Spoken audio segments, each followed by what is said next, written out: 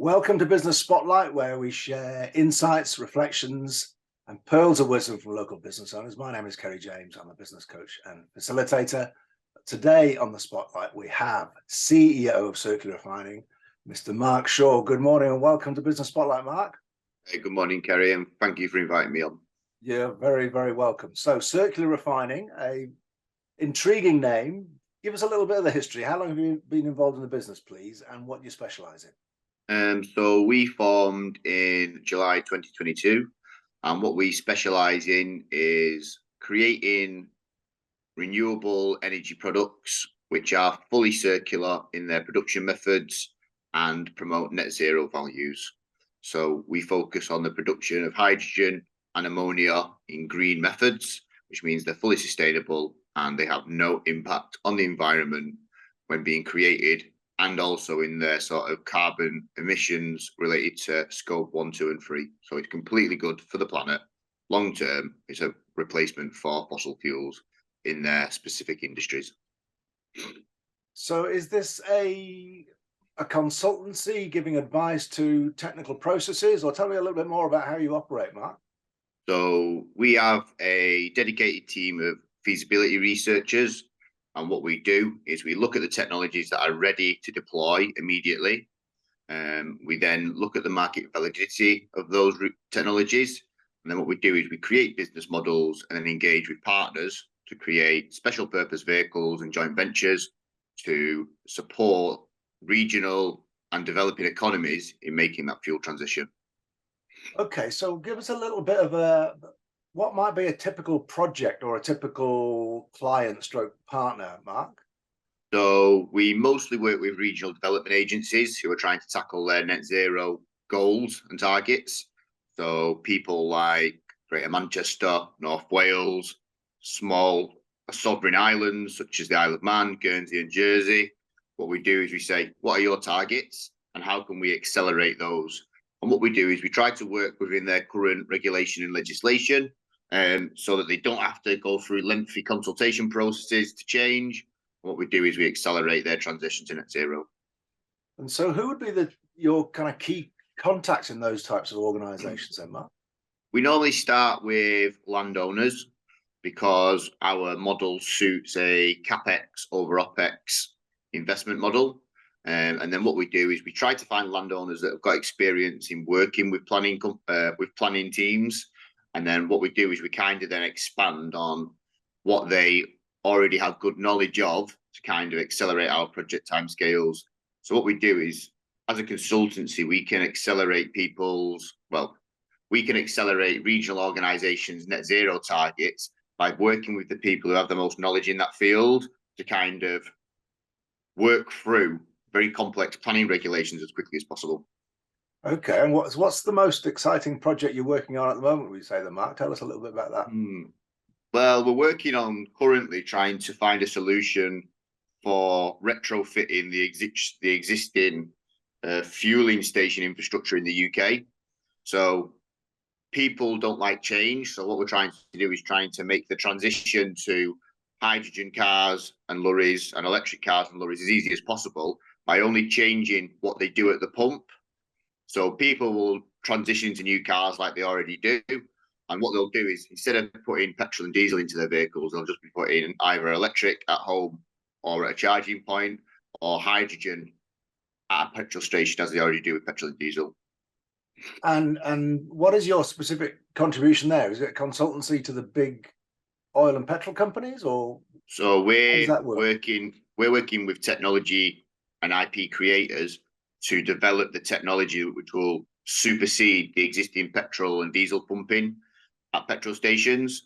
And then we're also working with large oil companies and energy providers to design the future energy infrastructure that will create the hydrogen, compress it into liquids, and also return it back to gases where necessary for the required customer. So quite topical with BP, etc., being in the news for making huge profit. But let's just get a bit broader than that. We're in May of 2023. You said you've only started not even a year ago. How have the environmental pressures, the broad, inflation, inflation, interest rates, the lockdown. I don't know whether that's had an interest at all, but the move towards sustainable energy, I guess that's been kind of the reason that the business has been set up. Tell us a little bit more about how all of that has affected your industry. It hasn't. So I'm born of this generation of people that want to be more sustainable and understand the issues of climate change. So all I need to do is focus on my moral compass and my company's values that I have set as the CEO. I make sure that I've undergone relevant training, so I'm fully carbon literate. I set a pledge as the CEO of this company to ensure that all of my people understand what my vision is and what the mission are.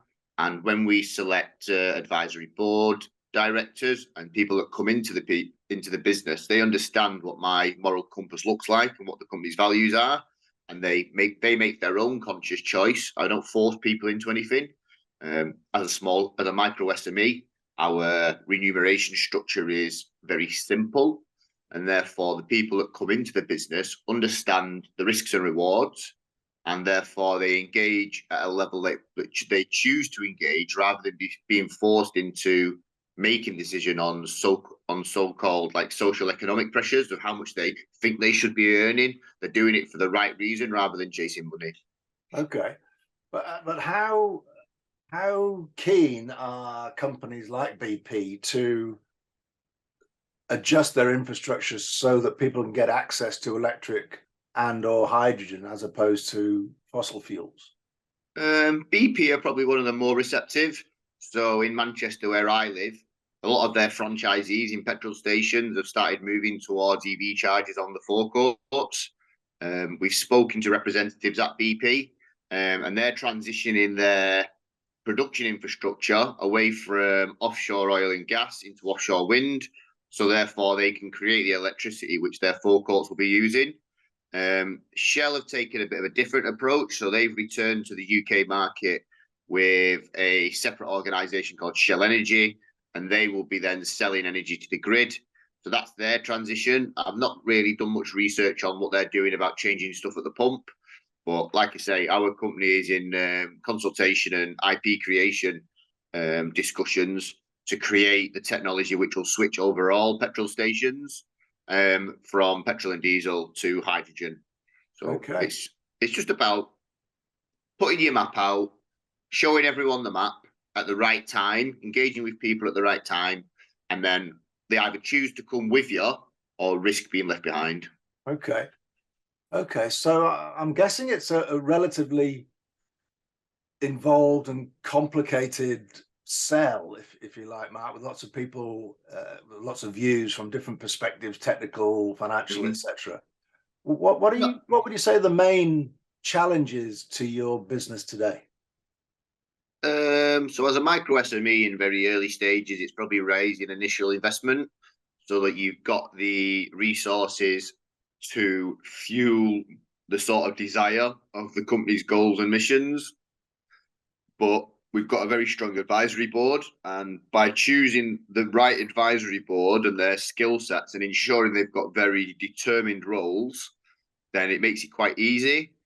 Don't get me wrong, the journey to find that initial investment is quite hard for every company. And that's why in the UK that most SMEs and startups don't last the first 12 months. But it's all about making sure that the structure that you set up at the beginning is very strong.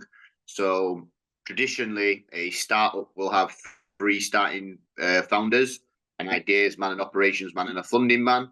But what you also need to consider is the resources to keep all those 3 people happy. So if you can do it with less people and be as lean as possible and make sure that you're agile, then that's what works. So we only set up with 2 founders. I'm the ideas and operations man, and we have a funder who is also very supportive in the business landscape.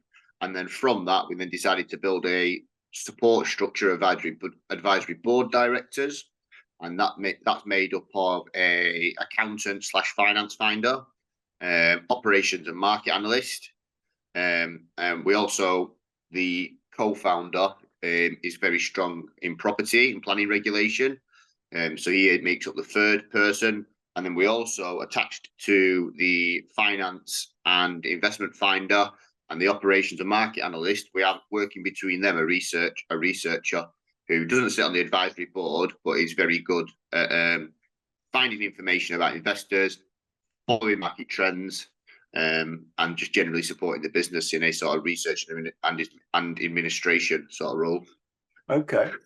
And in terms of resourcing the operational delivery of your service, how do you manage that? Is it through a network of freelancers, or are you building the team, or how you operate? So we've got a platform which is based on my sort of ideas, and then what we do is we engage with consultants when required. But what we do is we spend a lot of time ourselves finding out what the best way to do things is.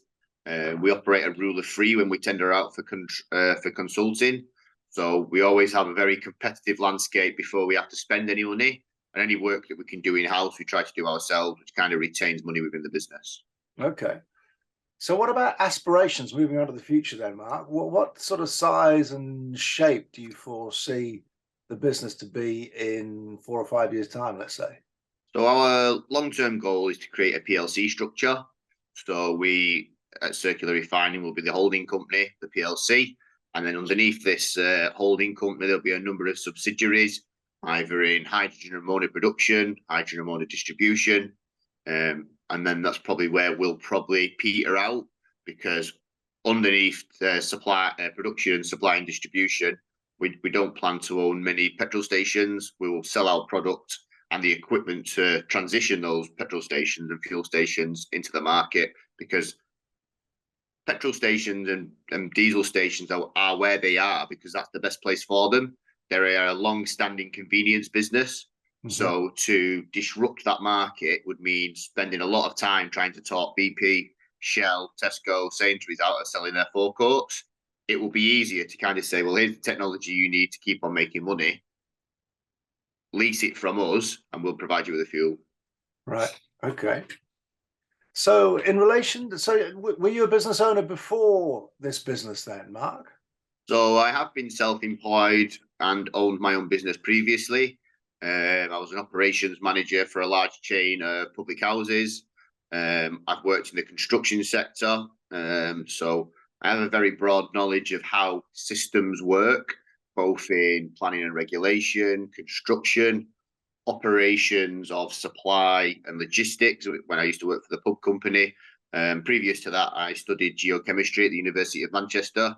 So I have a very strong background in sort of researching and delivering reports which are required to make changes in policy and legislation. Okay. Well, what about your experience over the last 9, 10 months, whatever it is, as a business owner? What would you say are the key lessons and learnings that you've had since you started the business? I think if you want to be a business owner, you're born with that mindset. You'll have experienced that you can work under other people, but you thrive best when you're leading the line. And what I found is the best way to lead the line is to ensure that you undergo as much education and training as you can, as and when you can. So I have previously studied an apprenticeship in software engineering. What I found from that industry is that their working methodologies and work practices are probably the most advanced out of all the industries in the UK. So if you can learn to survive and thrive in the most complex of environments, you can then transition those skills back to what you truly have a passion for, and therefore you get to create successful structures which will be able to continue your process in being a leading thought leader.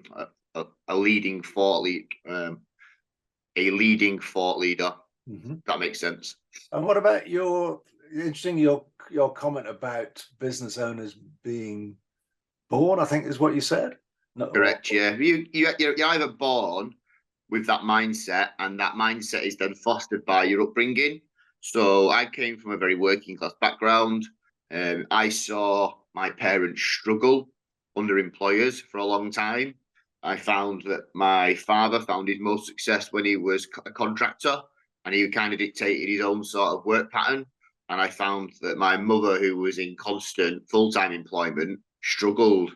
So what do you think the key elements are of a business owner's mindset then, Mark? don't be scared. Don't be scared of failure. Don't be scared of failure. From failure, there's great learnings and knowledge to be had. For myself, I've probably had about 50 jobs since I was 16. But what I do is I choose the next industry I go into to make sure that the learning process is as beneficial as possible. So from the top of my head, from when I was 16, I was in the army, working with helicopters and Apache. From then, I worked in hospitality, learned how to get on with people, be very sociable. That kind of drawn on some very good networking skills. Following on to that, I worked for Mercedes-Benz, best in class for customer service, technology, working with a very broad spectrum of customers, both Joe Public and very well-to-do people in the middle classes and upper classes. I lived in different parts of the UK, so I have a very broad knowledge of how people work. I've lived in Manchester, London, Norfolk. I make sure that I'm well travelled, so I understand how different cultures work. I'm from Manchester, which is a very multicultural city, so I communicate well both with white Caucasian people, with Islamic people, with people of many different religions. Because I travel quite well across Europe. I speak well with Germans, Italians, Spanish people. Again, I'm quite lucky that in Manchester, we have quite a diverse mixing pot of people there. So I then get to practice these skills by focusing on communication. And that makes events like today, where I'm coming up to Glasgow, which is a different culture, and I'm speaking to business owners and company owners from across the energy sector. It means that I speak very well to everyone. I'm very polite. I'm very humble. As you can see from my appearance, I am myself. Not many people will walk around with a horseshoe mustache. So what I do is I just make sure that I've experienced enough of life to ensure that when I have to engage with people from across different cultures, they see my humble origins and my humble ideas, and they think that's something that we can get behind. Very good. Well, it's been a fascinating discussion, Mark. Thanks very much for your time. One final question, if I may. If anybody is interested in kind of the next step or engaging with you from potential suppliers or partners or customers, any announcements or offers or suggestions as to a next step? I would suggest maybe just searching for myself, Mark Shaw at Circular Refining, or the company Circular Refining on LinkedIn, or alternatively, you can check our website out, which is circularrefining.co.uk. And the best way to do that is just actually phone us. Just phone us straight on the website. Great. Well, we'll certainly put those URL links in with this video, and we put it on social media, etc. Mark, it's been a pleasure. Thank you very much again, and all the very best with Circular Refining. Thank you. Thank you for your time, Kerry.